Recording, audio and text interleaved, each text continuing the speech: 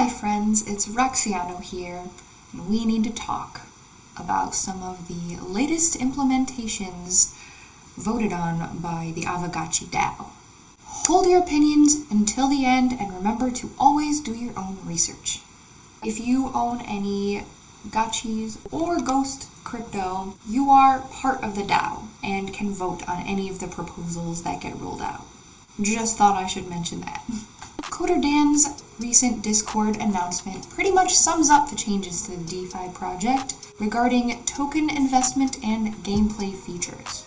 I will be talking about all three of them in order, so let's get to it. Firstly, the token called FRENS is being sunsetted, aka stopped altogether.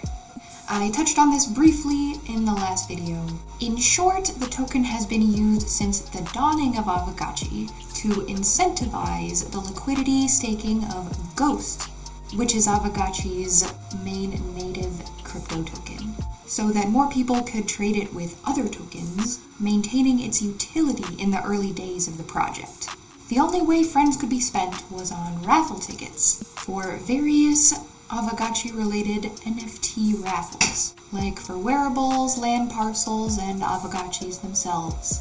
As the crypto winter reared its ugly head some months ago, the growth of many DeFi projects stagnated, along with our own community in Aavegotchi. Not the project itself, but the rate at which new investors came into the project. So it no longer made sense to keep diluting our small economy with more NFTs. However, millions of FRENS tokens kept getting minted every single day at the same rate, driving down the price of raffle tickets into oblivion.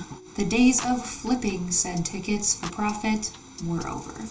But now, with the halting of FRENS emissions, the liquidity pool rewards are still around, and instead of FRENS, they will earn you glitter, which has a lot of potential for utility. By the time you're watching this video, FRENS are probably already gone, so if you had tokens staked in the FRENS pools, please be sure to switch those over to the glitter staking pools. You will thank me later.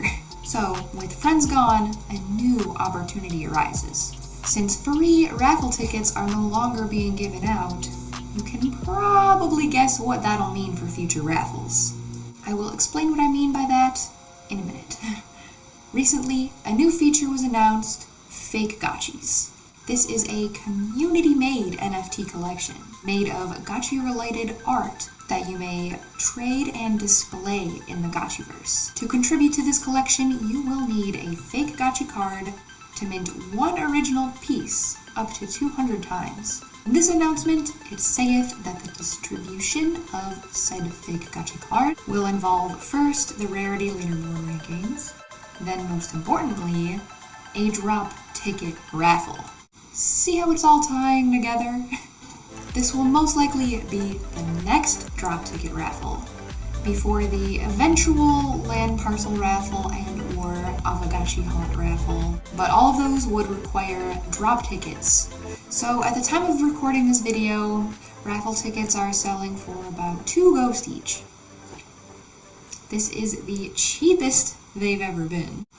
Even so, we may see the price of these tickets drop a little more as people wash their weak hands of the FRENS tokens.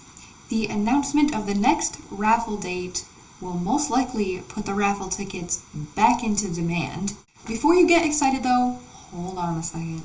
The volume of the said raffle ticket demand is very hard to predict, considering how the fake Gotchi collection has no guaranteed value and requires some planning on the creator's side to make others want to buy their pieces. You will get a return on your tickets if you buy them now, but how long until that return is yet to be seen. That said, I will show you my FRENS that I've saved and my current raffle tickets that I've been buying over time. And if the prices are really cheap and they stay that way, I will most likely be buying more.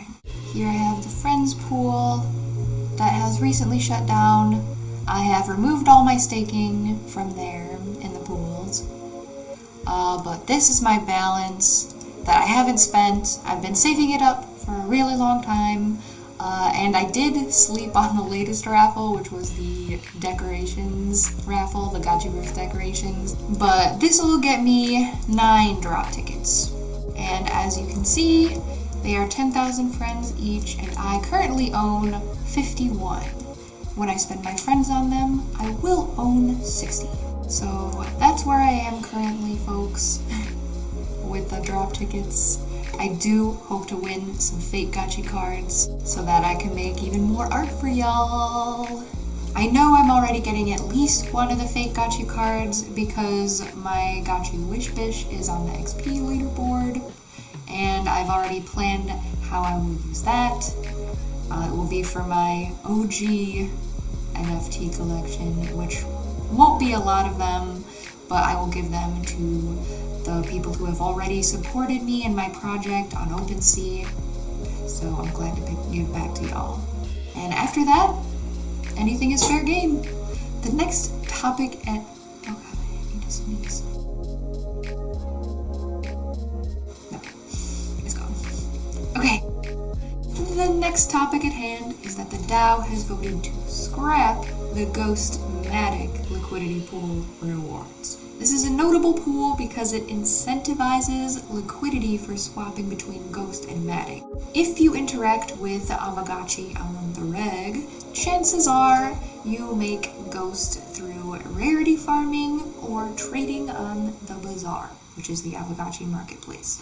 You may sometimes want to swap Ghost for Matic because Matic is the token that you must spend to do basically anything on the Polygon network. It's transaction fees. Another pro to this pool is this. The major risk of depositing into any liquidity pool is the possibility of impermanent loss. That's when the tokens stray too far in price from each other, and you end up with less of the more valuable token and more of the less valuable token out of the two that you deposit together. To reduce the risk of impermanent loss, you would want both pooled tokens to follow a similar pattern, or at least not stray too far in opposite directions on the market. Because Aavegotchi operates on the Polygon network, they are part of the same ecosystem and therefore may behave in a similar manner. Pros aside, the Ghost USDC liquidity pool is what they are giving the rewards to, voted on by the DAO. It's less volatile because USDC is always one price, $1. This makes it easier to know when to deposit and withdraw your tokens. It's no wonder this is a more popular pool, and if you have to choose between them, the choice is pretty obvious. Next is the limit on Gacha lending. This topic has caused a bit of drama among certain investors and third parties in the ecosystem. The DAO has voted to limit the amount of gachis that one can borrow by the amount of land parcels they own plus 1. Landowners sometimes need to borrow gachis to channel on their land. Channeling gives you a payout of alchemica depending on the level of your altar and the size of your parcel. The reason this DAO proposal came about in the first place is that the most profitable lending listings have been getting swept up by bots before any real person has a chance to borrow them. By limiting gachis to the number of land parcels in the borrower's wallet plus 1, it was assumed that it will be harder for the bots to take the gachis first, because basically they will need a separate wallet for each gachi they try to borrow if they don't have land in that wallet. The problem is this. Those with upgraded altars on their land have to channel multiple times per day in order to truly maximize their profits. With only 1 gachi per land parcel, it's impossible to do so. This change has been implemented as of now, and the question is, did it work to reduce the bot usage? Well, let's see. So as you can see, this is adventure.io, where most people go to borrow their gotchi. If you go to the Aavegotchi main site and then go to gotchi lending, it'll take a while to load. So you can see when their next channeling is, you can see how long you can borrow it for, how much ghost it'll cost up front to borrow, and what percentage you will earn from the channeling. But on adventure.io, it shows you more simply how much profit you'll be able to make, and basically it's a lot simpler, easier to see at a glance. Each row is a gotchi, and each gotchi can only channel once every 24 hours, or in a 24-hour window, because a lot of gotchis will be able to channel at the reset. As you can see, there aren't really any profitable gotchis available to borrow. Oh, there's this though. This one's not bad. So yeah. Oh, it's 12 o'clock now. So that means in exactly 8 hours I need to channel before it goes away. So we might need to wait a few minutes in order to borrow this. It might get swept up. I'm not totally sure it worked to stop the bots. You feel?